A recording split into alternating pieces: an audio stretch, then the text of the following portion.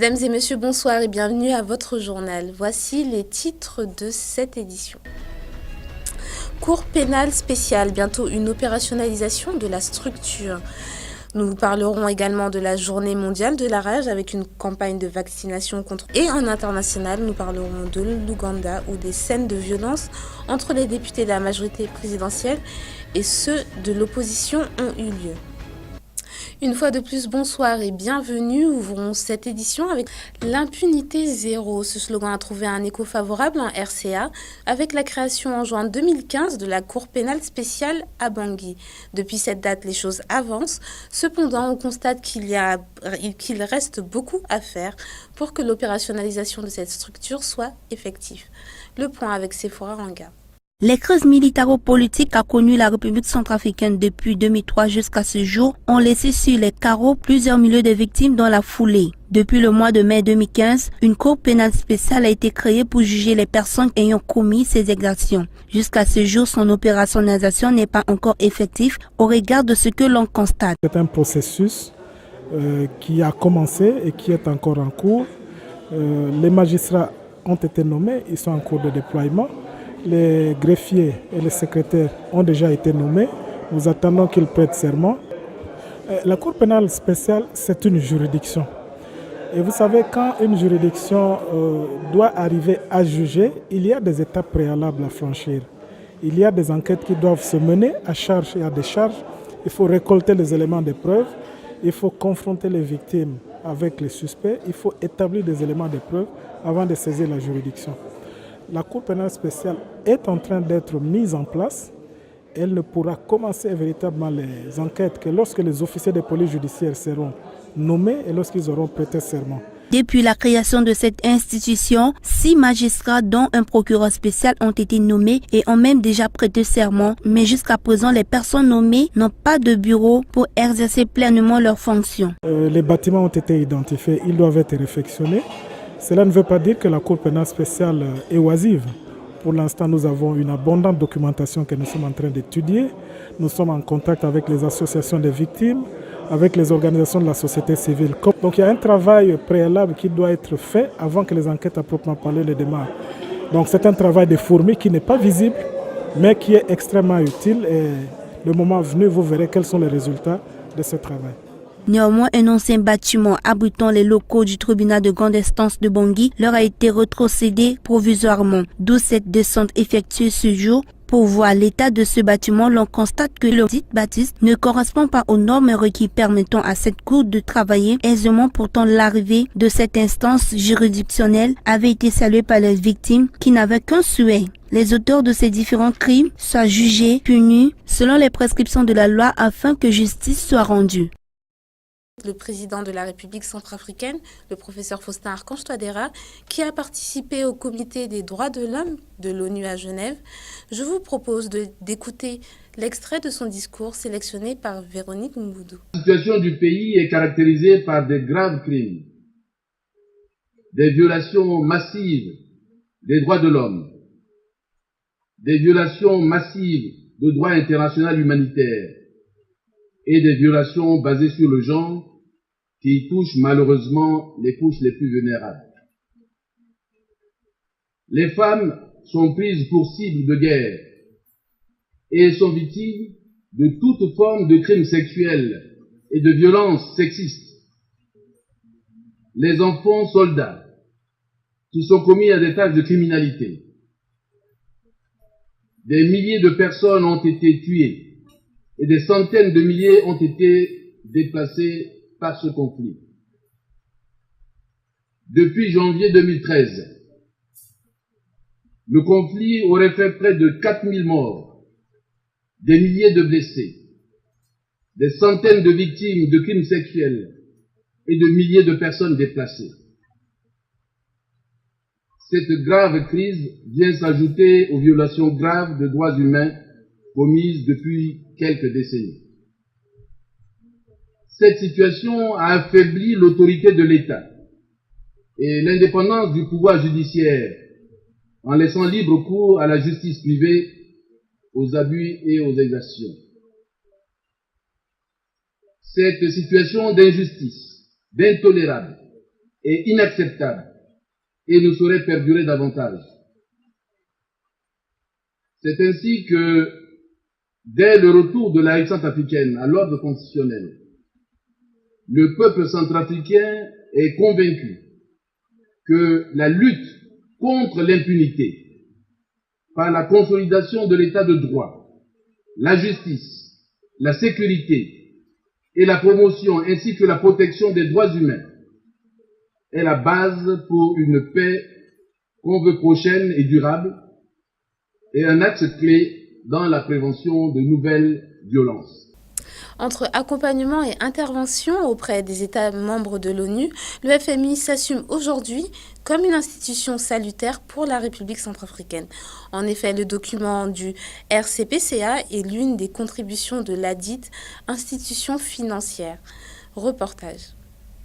La crise qu'a traversée la République centrafricaine a porté un certain coup sur l'économie nationale du pays. Le gouvernement centrafricain en est conscient, raison de sa participation au comité de pilotage du programme de réforme économique et financière de la CEMAC. La main toujours tendue vers la communauté internationale, elle souhaite un relèvement définitif, car le pays se trouve dans un tournant décisif de son histoire. C'est ainsi que, conseiller international et avocat auprès des autres États membres de l'ONU, le FMI et cette institution du Bretton Woods est l'organe accompagnateur de l'État centrafricain dans la résolution des problèmes auxquels il fait face, notamment sur les plans économiques et sociaux. Avec une volonté de créer la richesse, plusieurs secteurs sont à même d'octroyer des ressources financières en République centrafricaine. Le rôle du FMI serait alors, dans ce cadre, de conseiller au gouvernement les différents secteurs exploitables. Mais cependant, certaines mesures doivent être observées pour accéder à des ressources financières. Raison pour laquelle cette institution du Bretton Woods intervient pour permettre au gouvernement d'essayer tant bien que mal de mettre en œuvre des réformes avec l'aide d'autres institutions dans le but d'obtenir une aide financière, de réduire la dette et de stimuler davantage d'investissements. Cependant, la baisse des prix du coton, du café ainsi que des perturbations des voies de communication dues à la crise ne permettent pas d'atteindre les objectifs escomptés dans les délais. Aujourd'hui, le 28 septembre, est consacré à la journée mondiale de la lutte contre la rage. En République centrafricaine, une campagne de vaccination a été organisée à Bangui pour lutter contre la zoonose. Occasion pour les propriétaires des animaux domestiques de les faire vacciner. Ambroise Awono nous en parle. Lorsque cette endémie a fait surface en République centrafricaine il y a un an, plusieurs personnes étaient déjà tombées sur le carreau. Beaucoup d'enfants sont morts suite à la rage. Dernièrement, à Boda, 3 cas de mortalité des enfants suite à la rage. D'où cette lutte acharnée de l'État à éradiquer cette pandémie qui prend de plus en plus des proportions inquiétantes. Nous voulons prendre le devant des choses et comme aujourd'hui c'est la journée de vaccination gratuite, le ministère a tout fait pour avoir 1000 doses afin de vacciner les animaux domestiques, chiens, chats, singes, gratuitement. La campagne spéciale de vaccination lancée ce jour à Bangui et qui coïncide avec la journée mondiale de la rage vise à immuniser les animaux domestiques afin de lutter contre cette épidémie. C'est éduquer la population, c'est de sensibiliser et de mettre les mesures préventives en place pour pouvoir éradiquer vraiment la rage. Une campagne qui a malheureusement pas connu un engouement à cause de cet adverse qui s'est abattu dans la ville de Bangui. Beaucoup de propriétaires ne sont pas informés à cause de l'intempérie aussi. Certains ne sont pas venus. Donc nous espérons que d'ici demain, qu'il y ait un rattrapage pour permettre à ces propriétaires-là d'amener leurs animaux à la vaccination. Les techniciens mobilisés par le ministère de l'Élevage accordent encore une journée, celle de demain, pour permettre aux populations à venir gratuitement vacciner les animaux. Les villes concernées par cette opération sont Bangui et ses périphériques, Degwa, Gako et Bandoro. Aujourd'hui, journée mondiale de la lutte contre la rage, mais c'est également une journée dédiée au droit à l'avortement à travers le monde. Une initiative européenne encore très mal appréhendée dans les mœurs africaines et surtout dans le contexte centrafricain qui condamne cet acte jugé criminel. Un reportage signé Véronique Mboudou. Tandis qu'en Europe, l'avortement fait partie des textes régis par la loi, il reste un crime en Afrique en général, en République centrafricaine en particulier. Entre tabous et désinformation, l'interruption volontaire d'une grossesse reste quand même soumise à certaines conditions. La Centrafrique a ratifié ces conventions et pas se déroger, pas se soustraire à cette convention. une femme centrafricaine n'a pas le droit de procéder à l'avortement volontaire des grossesses. En effet, les considérations sur l'être humain restent très prisées en République centrafricaine. De plus, quand on sait que les méthodes pour interrompre une grossesse en Afrique restent douteuses, l'on se demande si cette loi a lieu d'être. Une loi doit tenir compte de l'évolution de la situation réelle de son pays. Si ça représente un danger pour la mère, ça peut être possible. Mais l'interruption volontaire des grossesses est interdite par nos lois centrafricaines. Rappelons que cette journée du droit à l'avortement est une réalité purement d'origine française, dont le but est d'observer les différentes méthodes d'avortement utilisées dans le monde afin d'évaluer leur sûreté dans les différents pays. À la suite, un atelier de validation des projets de loi du ministère de l'Urbanisme, de la Ville et de l'Habitat s'est tenu ce jour à l'hôtel Azimut de Bangui, dans l'objectif de favoriser l'approbation de ces textes pour tous les acteurs. Le compte-rendu avec Virginie Balezogloum. Un atelier de validation des projets de loi du ministère de l'Urbanisme, de la Ville, de l'Habitat s'est tenu ce jour à Bangui. Classée parmi les pays du tiers-monde, la République centrafricaine a mené une politique de faible développement qui ne favorise pas un cadre de vie excellent pour sa population depuis des années. D'où l'importance de cet atelier relatif au code de l'urbanisme et de construction et la loi régissant la promotion immobilière en République centrafricaine. Selon le ministre de l'Urbanisme et de l'Habitat, les anciens textes ne répondent plus à la réalité de nos jours. Ça tourne sur les anciens tests qui ne répondent plus à la réalité de nos jours. Et donc voilà pourquoi le ministère, par rapport à la lettre de mission que le chef d'État m'a donnée, je suis obligé maintenant de convoquer pour qu'on réfléchisse pour mettre en place un test qui peut vraiment cadrer la situation actuelle. Les gens construisent comme ils veulent. Les gens s'installent comme ils veulent. Alors c'est ça qu'on veut vraiment mettre fin à ça. La grande ligne c'est ça, parce que là, après avoir sorti de cet atelier, on sera obligé maintenant de prendre le dossier d'amener au Conseil. Après le Conseil, c'est l'Assemblée nationale. Après l'Assemblée nationale, si l'Assemblée nationale accepte, du coup, on va essayer de mettre en pratique. La population construit et s'installe comme il veut. Raison pour laquelle il faut mettre un texte qui cadre à la situation actuelle. Nous avons déjà réfléchi et à notre département, seul on ne peut pas. Donc on est obligé maintenant d'appeler les autres frères pour qu'on vienne partager l'idée et pour voir ce qu'on peut faire et pour l'avancement de notre pays. Notons que cet atelier qui s'achève demain consiste à apporter une solution pour la qualité de l'habitat et de l'urbanisme en République centrafricaine. Allons maintenant à l'international où le Parlement ougandais a connu une atmosphère tendue mardi dernier qui s'est soldée par des scènes de violence entre les députés de la majorité présidentielle et de l'opposition. Pour cause, le parti au pouvoir incitait les parlementaires à supprimer la limite d'âge pour être élu président de la République. Les récits des événements avec Virginie Dikimbone. Coup de poing, chaises qui volent, cris. Telle est la scène digne d'un film qui s'est déroulé au Parlement ougandais le mardi 26 septembre dernier entre les députés de la majorité présidentielle et ceux de l'opposition. L'hémicycle s'est mué en violence lorsque le chef du groupe parlementaire d'opposition, le Forum pour le changement démocratique, dont de nombreux élus portaient des bandeaux rouges en signe de protestation, a accusé un ministre de l'avoir menacé et d'avoir apporté un pistolet au Parlement. Et pour cause, le parti au pouvoir souhaite supprimer la limite d'âge pour devenir président. Alors que la constitution ougandaise impose aux candidats au poste de président d'être âgés de 35 à 75 ans. Une modification de cette dernière permettrait à Yoweri Museveni de se présenter en 2021 pour un 6e mandat. Les travaux ayant été suspendus, la séance a repris le lendemain, ce qui a permis à l'Assemblée d'adopter une motion autorisant un député au pouvoir du mouvement de résistance nationale à présenter son projet de loi visant à amender la Constitution. Après que les députés de l'opposition eurent quitté l'hémicycle en signe de protestation, le vote a eu lieu. Mais pour que cette modification soit effective, le projet de loi devrait être débattu puis adopté à la majorité de tiers lors de 2 votes distincts espacés d'au moins 14 jours.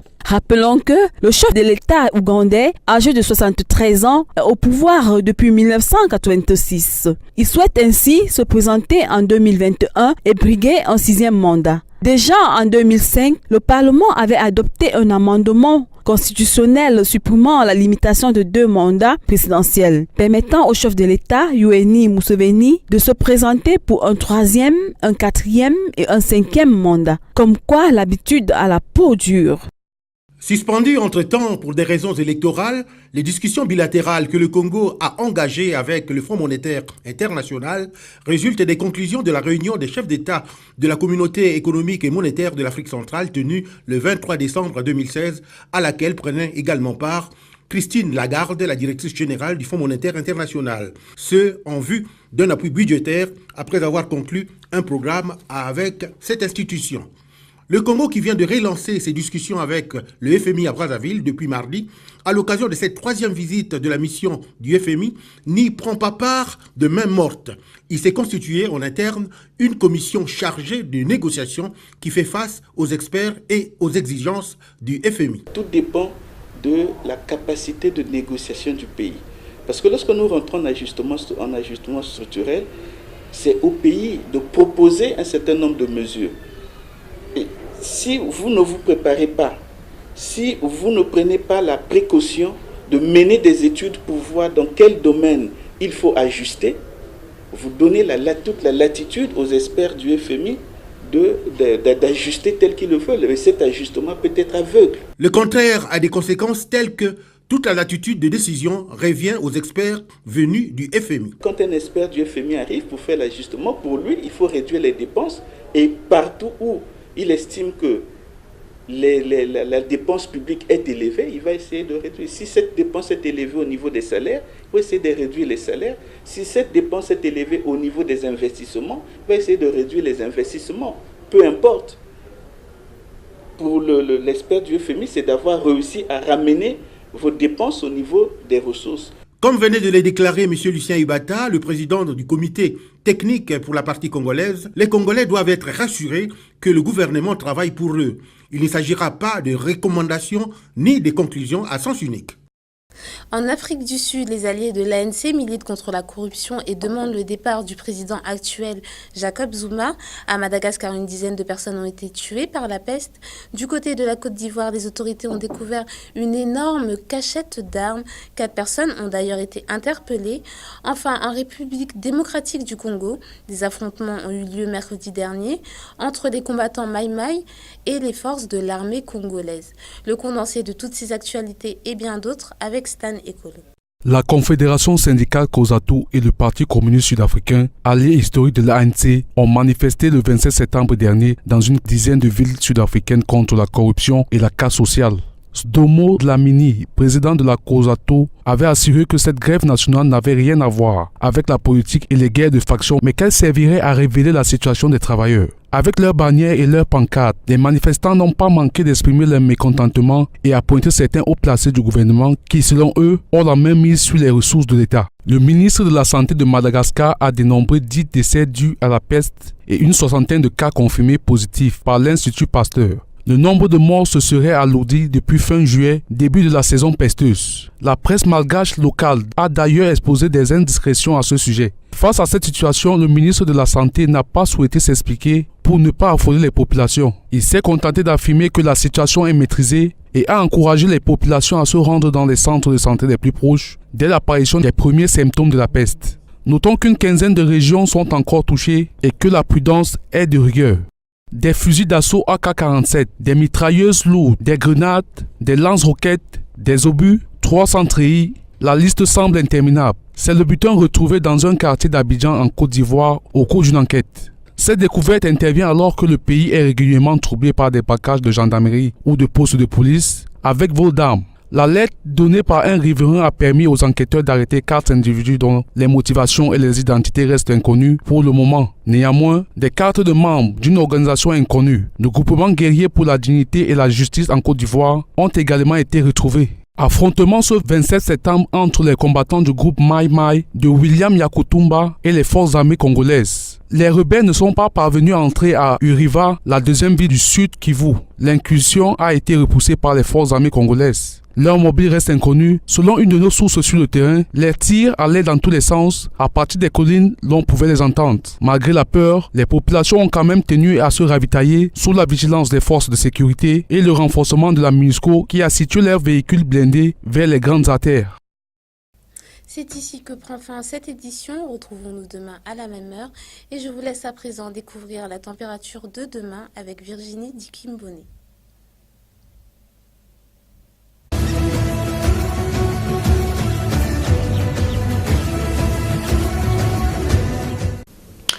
Chers téléspectateurs, bienvenue à votre bulletin météo. Voici les prévisions.